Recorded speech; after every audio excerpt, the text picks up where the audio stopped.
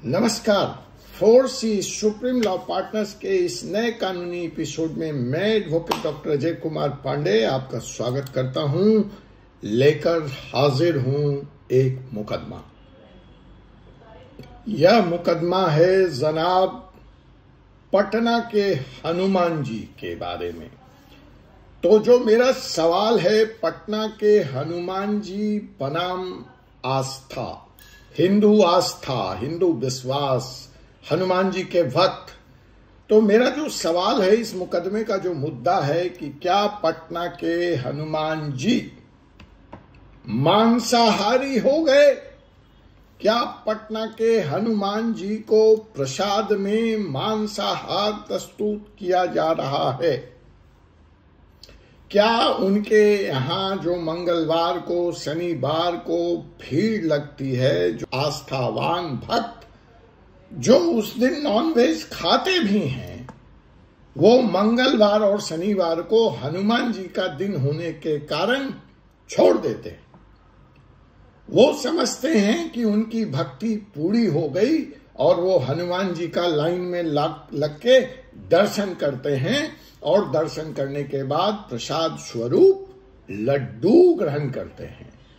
तो सवाल ये है कि ये जो लड्डू हनुमान जी को चढ़ाया गया था, यही मांसाहारी हो गया? तो भक्त जिसे हनुमान जी का प्रसाद करके, जिसे वो तमाम अवगुणों से मुक्त समझ करके, प्याज लहसुन मांसाहार मुक्त वेज प्रसाद समझ के आस्था के साथ ग्रहण करते हैं, क्या उस पर चोट की जा रही है? क्या वो प्रसाद है? क्या वह प्रसाद शुद्ध है?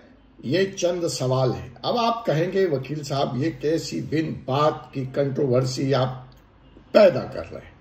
मैं नहीं पैदा कर रहा जनाब।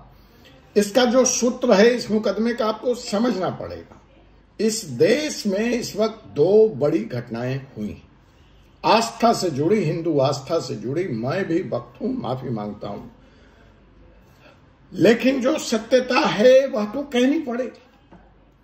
तमाम हिंदू मंदिरों में भगवान को हम सबसे पहले दातून कराते हैं, ब्रश कराते हैं, नहलाते हैं और फिर भगवान को भोग लगाते हैं और फिर वो भोग भक्तों के बीच में बंटता है। अब वो जो भोग लगाने में जिस मंजन का प्रयोग आम तौर पर किया जा रहा है, देशी और राष्ट्रवाद के नाम पर, आयुर्वेद के नाम पर, वो अक्सर मेरी जानकारी के अनुसार मैंने स्वयं अपने आंखों से देखा है, बिहारी जी के मंदिर में वो दंतकांति मंदन है।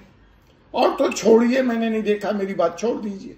मैं बिहारी जी की या कृष्ण जी की द्वारका में, वृंदावन में, मथुरा में संपूर्ण सेवा कराता हूं या प्रातः सेवा कराता हूं, तो ये सामग्री मैं स्वयं खरीद करके अर्पित करता हूं प्रभु को। तो अक्सर इसमें वो मंजन है, पहले वो लाल दंत मंजन बैद्यनाथ का हम लोग शुद्ध समझ करके प्रभु को अर्पित किया करते थे। अब लाल दंत मंजन बैद्यनाथ का तो बाजार में दिखता नहीं है, दातून की परंपरा रही नहीं, भगवान ब्रश और टूथपेस्ट करेंगे नहीं, तो हम लोग जो है पतंजलि का शुद्ध मानकर दंतकांति मंजन भगवान को अर्पित करते हैं। अब जो दिल्ली में एक मुकदमा कायम हुआ है, जिसमें भारत सरकार से सवाल पूछा गया कि इस दंतकांति मंजन में तो फिश, मछली क्या अंश है, जो सीधे तौर पर उस डब्बे पे लिखा हुआ है इंग्रेडिएंट्स में। ये अलग बात है कि उस पे ग्रीन बिंदु लगाई गई है। ग्रीन इस बात का द्योतक है कि यह प्रोडक्ट 100% वेजिटेरियन है। तो मैंने तो दंतकांति मंजन प्रभु को, बनारस में काशी को, बाबा भोलेनाथ को यह समझकर कि यह 100% वेजिटेरियन है, अर्पित किया।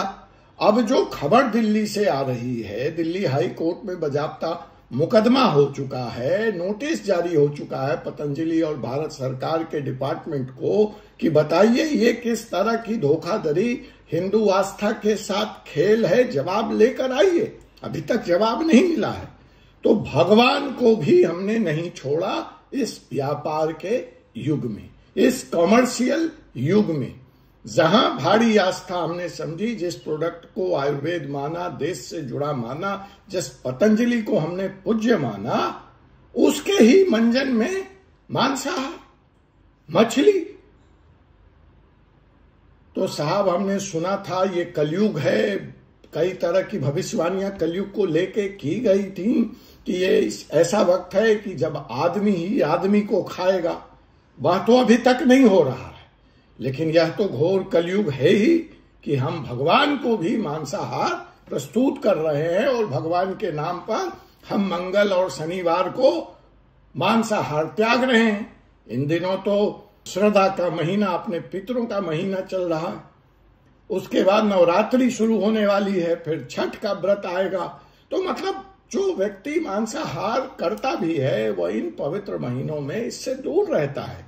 लेकिन हम उस मंजन का क्या करें जिसको हम वेजिटेरियन समझ करके, जिसको पूर्णतः शाकाहारी शुद्ध समझ के, जिससे हम भगवान का मंजन करा रहे। अभी बात यही नहीं रुकती या रुकेगी। अभी कोई छोटे मोटे आदमी नहीं, देखिए ये मैं लीगल चैनल है, पॉलिटिक्स की बात नहीं है, जो भी बात कर रहा हूं प्रमाणिक कर रहा हूं।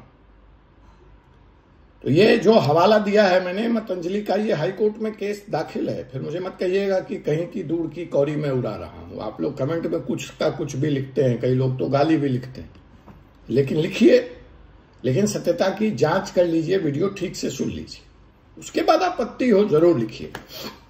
तो खैर अभी बात यहीं तक थी कि दूसरी कहानी शुरू हो गई। चंद्राबाबू नायडू, तो छोटे आदमी, उन्होंने आधिकारिक तौर पर यह कहा कि तिरुपति बालाजी का मंदिर, जय तिरुपति बालाजी, बड़ी आस्था से हम लोग जाते हैं, लाइन में लगते हैं दिनों दिनों, तब जाके नंबर आता है और उनका दर्शन करते हैं। ऐसा माना जाता है साक्षात विष्णु के अवतार हैं वेंकटेश्वर भगवान, वहां पर जो विराजमान है। जो भी भक्त पूरी श्रद्धा से वेंकटेश्वर भगवान के दर्शन करता है, तिरुपति बालाजी के दर्शन करता है, उसकी सारी मनोकामनाएं पूर्ण हो जाती। हम बाल भी उतरवा देते हैं वहां और कहते हैं कि पोटू, वहां का विशेष प्रसाद है पोटू, जिस पर एकाधिकार है बालाजी मंदिर ट्रस्ट का, जो सिर्फ उनके ही किचन में बन सकता है, उसको बाहर नहीं बनाया जा सकता, उसको कोई बाहर नहीं बना सकता। वो पोटू वहां बनता है, 200 साल से बन रहा है और वही प्रसाद भगवान को चढ़ता है और वही लेकर हम वापस लौटते हैं। और ऐसा माना जाता है कि जब तक आपने उस प्रसाद को ग्रहण नहीं किया, उसको लेकर नहीं आए, अपने मित्रों परिवारों में बांटा नहीं, तब तक आपकी धार्मिक यात्रा पूर्ण नहीं मानी जाएगी। 200 साल से चली आ रही है ये पोटू की परंपरा और ये पोटू करीब करीब 8 लाख पीसेस गिनती से रोज बनते हैं। और सबसे बड़ा आश्चर्य ये है कि ये पोटू निरंतर 8 लाख बन जाते हैं। भक्त कितने आएंगे ये पता नहीं है, लेकिन जहां तक मेरी जानकारी है ये पोटू न कभी कम पड़ा और न कभी बचा। तो भक्त की संख्या आगे पीछे हो जाए, लेकिन ये भगवान का आशीर्वाद देखिए इस पोटू पर, इस लड्डू पर। जो लोग नहीं समझ रहे पोटू, वो लड्डू प्रसाद के रूप में आता है, उसको हम प्रस्तुत करते हैं, देते हैं भक्तों को, कम नहीं पड़ता है। तो अब कहेंगे कि पटना के हनुमान मंदिर खान मांसाहारी हो गए, कहां पहुंच गए आप तिरुपति बालाजी, क्या कनेक्शन है? आ रहा हूं कनेक्शन पर। कनेक्शन यह है कि सबसे पहले इस खबर को जान लीजिए कि तिरुपति बालाजी मंदिर के आधिकारिक तौर पर चंद्राबाबू नायडू ने यह कहा कि जगन रेड्डी की सरकार में इस मंदिर में फिश और चर्बी का इस्तेमाल करके भगवान के ये लड्डू बनाए जा रहे थे। अब सोचिए उन लाखों करोड़ों श्रद्धालुओं की जो बेचारे शाकाहारी हैं, जिंदगी में कभी उन्होंने प्याज और लहसुन तक का सेवन नहीं किया हो, विष्णु भक्त हैं, तुलसी ग्रहण करते हैं, तुलसी ग्रहण करने वाले, तुलसी का माला पहनने वाले विष्णु भक्त, टीका करते हैं चंदन का, वो आप मांसाहार तो छोड़िए, प्याज लहसुन तक से दूर रहते हैं। और ऐसे लोग को हम सालों दर साल आस्था के नाम पर क्या परोस रहे हैं, या क्या परोसा? फिश चर्बी वाला, फिश वाला, तेल से बना भगवान का लड्डू पोटू।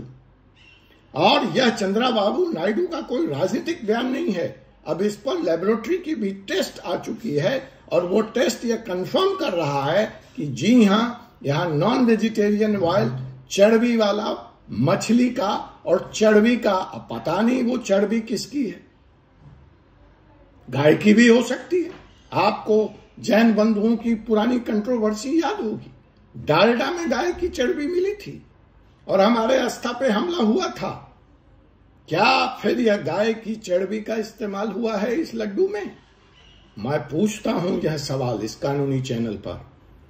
और ये हो गई दंत कांति मंजन, जिससे आपने सवेरे सवेरे करोड़ों मंदिर में भगवान का मंजन कराया, भगवान को स्नान कराया।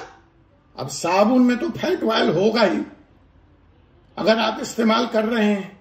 अब तो आपने दांत में लगा के भगवान को दंत कांति मंजन करा दिया, उसमें भी मछली।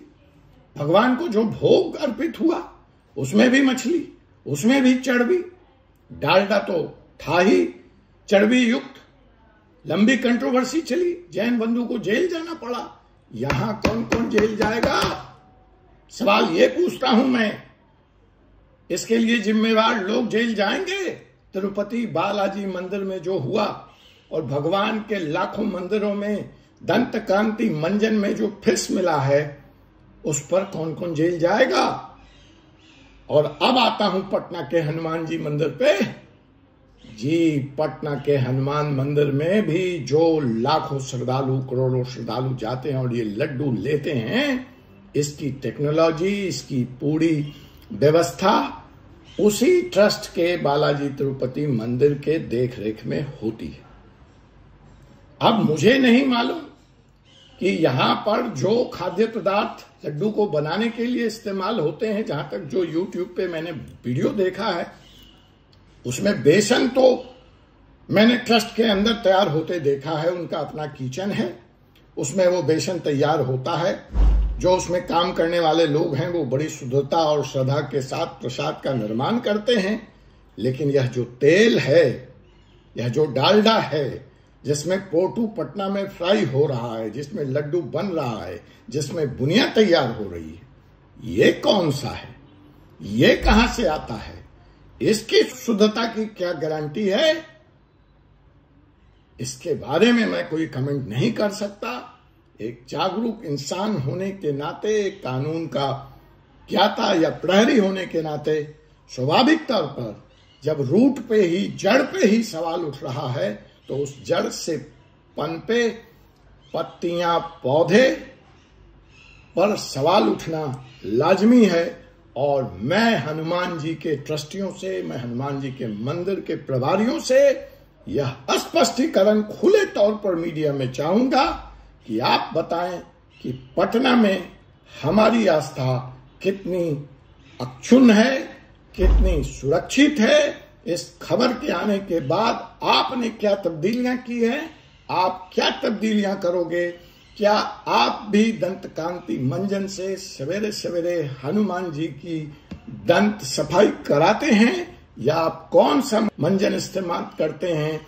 इस कंट्रोवर्सी में यह जो शाकाहार और मांसाहार और भगवान और आस्था जो उठी है, अब यह आवश्यक हो गया है कि मंदिर, पूरे भारत के मंदिर का हर प्रभारी, हर मैनेजमेंट कमेटी यह सुनिश्चित करे कि भगवान को जो प्रसाद अर्पित किया जा रहा है, जो सामग्री चढ़ाई जा रही है, उसकी सत्यता क्या है, उसकी शुद्धता क्या है। और संभव हो तो यथासंभव इन कृत्रिम भोगों से, सामग्रियों से भक्त भी और मंदिर के ट्रस्टी भी और पुजारी भी बचने का प्रयास करें और यथासंभव प्रकृति में पैदा हुई चीजों का ही इस्तेमाल करें। मसलन दंत मंजन की जगह दातून, प्रभु को चंदन से स्नान कराया जाए, फैट वाले साबुन का इस्तेमाल न किया जाए या चढ़ावा में नहीं चढ़ाया जाए। उसी तरह से प्रसाद, घी भी अब पता नहीं कितना शुद्ध है। वैसे तो तिरुपति बालाजी के इस मंदिर में प्रसाद घी में ही बनता है। तो या तो अब जैसे ये प्रसाद किचन में तैयार होते हैं, वैसे ही दूध भी बाहर से एकत्रित की जाए और उससे स्वयं ही मंदिर के ट्रस्ट के किचन में घी का निर्माण किया जाए, या कोई वैकल्पिक व्यवस्था सोई जाए। जी हाँ, यह घोर कलयुग है। मुझे नहीं पता था कि इस कलयुग में भगवान भी मांसाहारी बन जाएंगे या हम भक्तों के द्वारा व्यापार के इस युग में बना दिए जाएंगे। आपसे पुनः मुलाकात होगी एक ऐसे ही वीडियो के साथ अगले एपिसोड में। तब तक मुझे एडवोकेट डॉक्टर अजय कुमार पांडे को अनुमति दीजिए। जय हिंद, जय भारत, धन्यवाद।